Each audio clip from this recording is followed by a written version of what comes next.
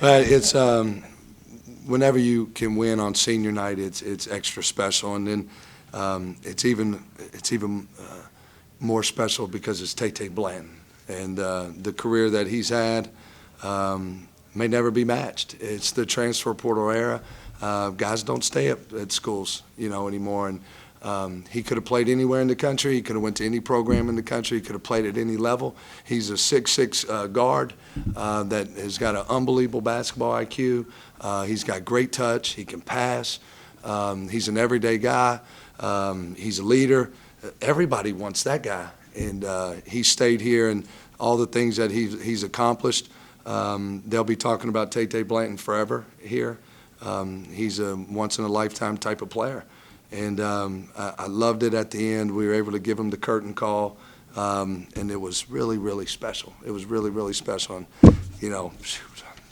I'm just really proud of him. I'm really proud of him. I'm proud of the guys. I'm proud of their overall effort. I thought offensively we weren't our best tonight, but we did it on the defensive end.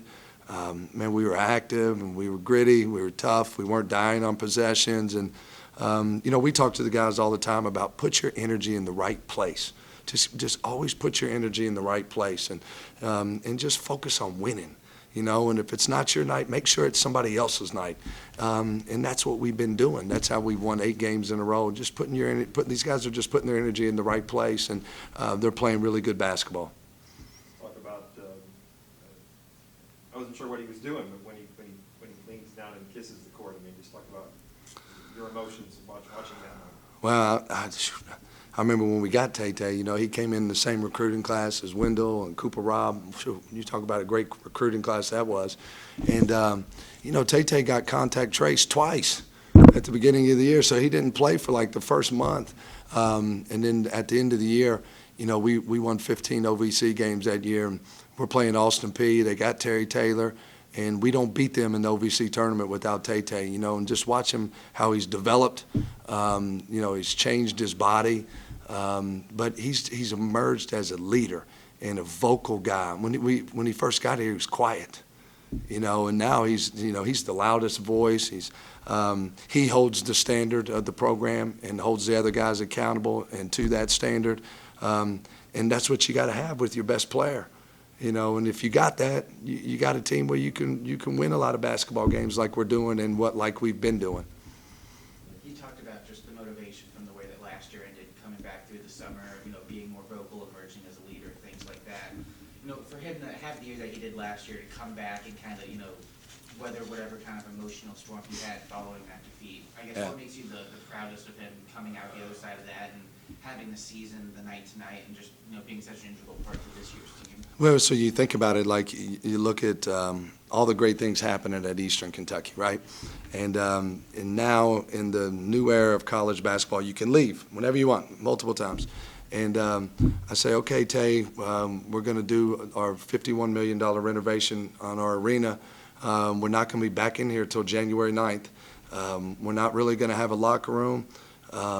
And we're going to be over in the OSTC. That's where we're going to practice. And then we're going to play on the road until January 9th. And you want to come back? How about that? He came back. He came back. It would have been so easy to leave, facing what he was facing. But he loves Eastern Kentucky. He loves Eastern Kentucky. And he loves his teammates, the guys that came back with him.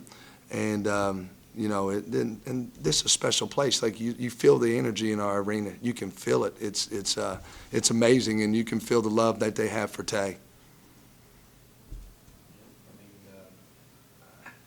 I guess it's kind of amazing to think that this 3-game stretch you've had without George, to come out with 3 wins out of this stretch without your second leading. Hey, listen, I'll tell you what we got. We still got George. He's over there coaching like crazy now. He is coaching his heart out over there. I think he stood up all game. I don't know how he got away with that, but he did. But George has done a good job staying engaged, and we're taking that day to day. But other guys have stepped up. They've stepped up. Turner's playing good. Jackson's playing good.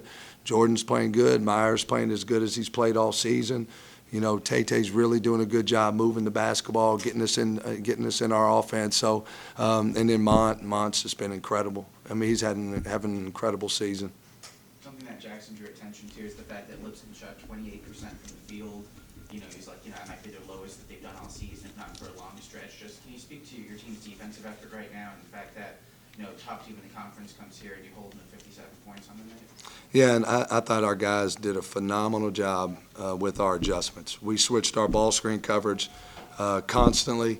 We wanted to give them different looks. Lenny Acuff, he's as good as a coach that there is. Seriously, he's as good as that there is. He's won, I don't know, KB, what? He's won over 600 basketball games. And he is really, really good. And his teams are really, really hard to guard. They back cut you. They pass it well. So our guys did a really good job with our adjustments. I thought we played really physical. And, and then, listen, they missed some shots they normally make. But it was a great defensive effort. I know you've spoken before as well about how difficult that early season stretch was playing on the road, playing away from here, not having the home environment. But given the way that the schedule and everything's worked out, you're a game behind in the conference, and you have 3 road games to close the regular season. So is there anything positives, negatives, just learning experiences from those times in November and December that you plan to apply now, or do you think can go into to help your team finish strong? Listen, we just got to keep putting our energy in the right stuff, and stay focused on winning. We got to stay focused on each other. And continue to grow as a basketball team. I think one of the things we learned in the non-conference is how tired we were. We were exhausted. I remember coming back from Florida. We had to jump on the bus and drive all the way to Troy, Alabama. And that's not an easy drive. But listen, this is a really, really connected team. That's what they are. We got a group of guys that absolutely love each other, and they're playing for each other. You see our bench. Our bench is, man, those guys are energetic. And we always talk about energy on 10 and always celebrating each other. Man, everybody's engaged, and it's fun to watch. That's a formula for a winning basketball team. The last 3 on the road,